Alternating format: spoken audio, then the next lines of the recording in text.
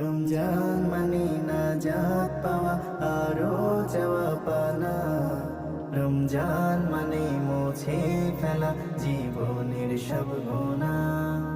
রমজান মানে নাজাত পাওয়া আরো যাওয়া পানা।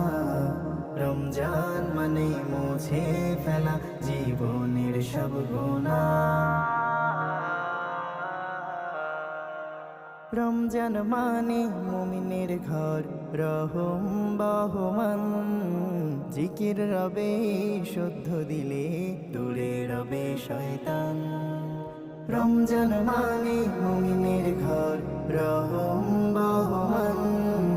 জিকির রবে শুদ্ধ দিলে দূরে রবে শয়তান। রমজান মানে কুরআন পড়ে প্রভুর কথা জানা।